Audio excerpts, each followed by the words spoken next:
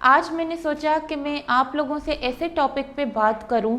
इतना sensitive topic है कि बहुत सारे पेशेंट्स इस टॉपिक पे बात करना ही नहीं चाहती हैं। वो ख़वातीन ना अपने फ्रेंड से, ना फैमिली से, इवन डॉक्टर से ही बात नहीं कर सकती हैं, क्योंकि उनको पता ही नहीं होता है कि असल प्रॉब्लम क्या है, या फिर एम्बैरेसमेंट की वजह से। ऐसी कंडीशन का नाम है वेजाइनसमस।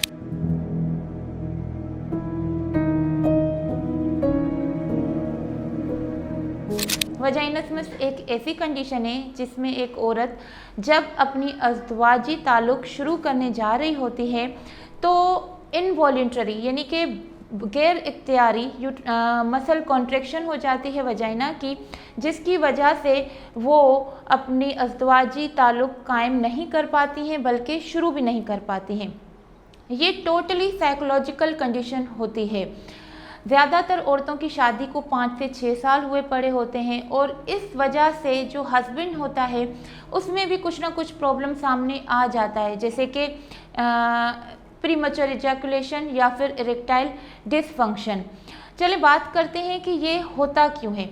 वजाइनसमस किसी भी स्ट्रक्चरल डिफेक्ट की वजह से नहीं होता है। अगर उस औरत का मैं कभी भी एग्जामिनेशन करूंगी तो ना ही उसमें कोई मैस होगा, ना ही सिस्ट होगी, ना ही कोई सेप्टम होगा, ना ही कोई और स्ट्रक्चरल डिफेक्ट पाया जाएगा। ये सिर्फ और सिर्फ एक औरत की वजाइनल मसल की कॉन्ट्रैक्शन की वजह से होता है।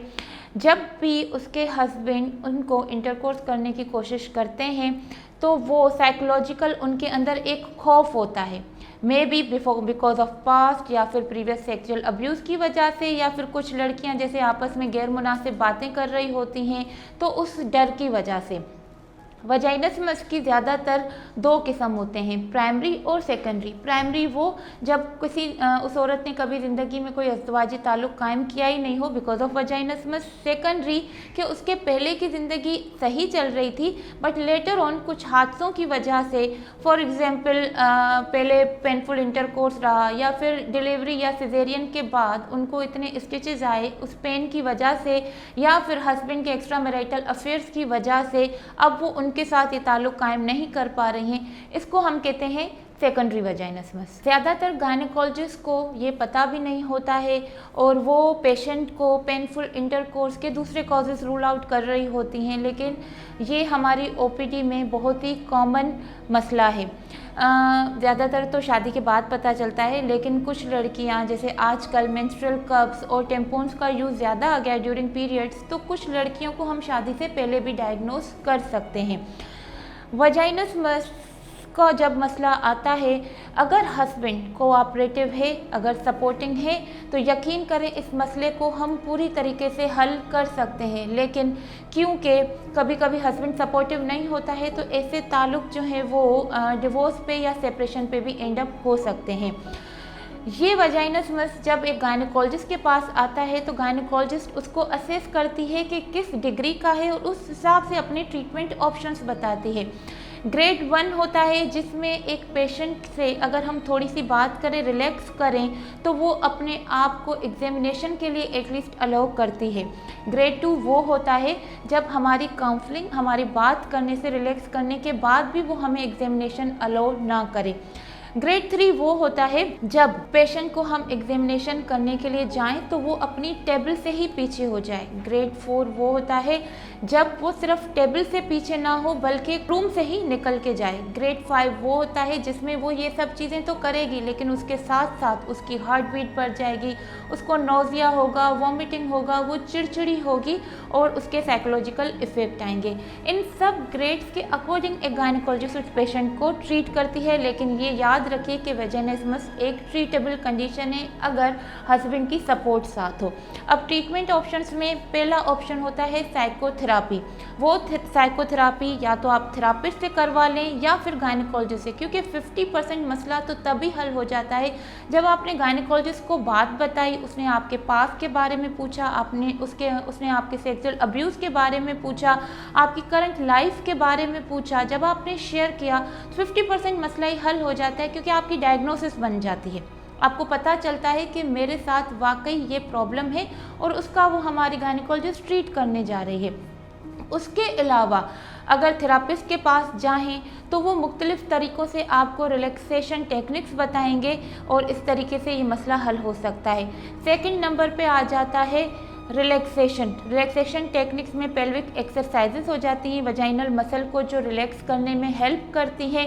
और आजकल जो सबसे बेस्ट ट्रीटमेंट ऑप्शन आया है वो आया है Botox, vaginal Botox.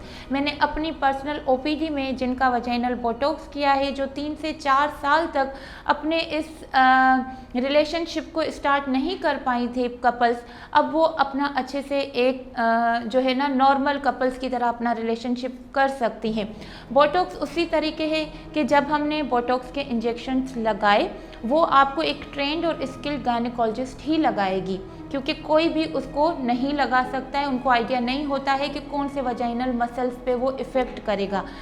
Botox same उसी तरह है जैसे आजकल आपने सुना है कि फेस पे लोग बोटॉक्स ले रहे हैं जिनकी झुर्रियाँ हैं, रिंकल्स हैं, उसी तरीके से वो वजाइनल मसल्स को रिलैक्स कर देते हैं और जब इंटरकोर्स करने जाते हैं तो वो आपके लिए इतना पेनफुल नहीं होता है।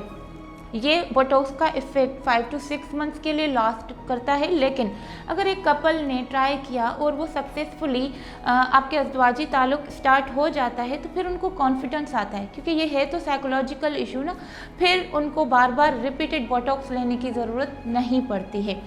उसके अलावा अगर एक औरत को और हमें कॉन्फिडेंस देना है तो वजाइनल डायलेटर्स आते हैं, ग्रेडेड डायलेटर्स होते हैं। हम स्टार्ट करवाते हैं सबसे पहले छोटे डायलेटर से। उस छोटे डायलेटर को जब वो खुद से यूज़ करती है तो उसको एक अश्योरिटी मिलती है कि जी उसमें कोई मसला नहीं है, उसको इंटरकोर्स भी कोई नुकसान नहीं पहुंचाएगा और उसको इंटरकोर्स में भी पेन नहीं होगा। तो वजाइनल डायलेटर्स का भी एक ऑप्शन होता है। उसके अलावा कुछ के लिए साइकोथेरापी, जैसे मैंने ग्रेड 5 के लिए बताया, बहुत मुश्किल हो जाती है। जब उनमें बोटॉक्स भी फेल हो जाता है तो वो कपल्स चाहते हैं कि एटलीस्ट हमारे लाइफ का ये स्ट्रेस कम हो जाए कि हम कंसीव नहीं कर पा रहे हैं, तो उनके लिए हमारे पास IUI और IVF का ऑप्शन भी होता है। तो वजाइनस में से घबराएं नहीं, और अगर ऐसी कोई चीज़ है तो अपने गायनेकोलॉजिस्ट के पास ज़रूर आएँ, एटलीस्ट वो आपकी डायग्नोसिस बता के आपके मसले का हल ज़रूर निकाल सकती हैं।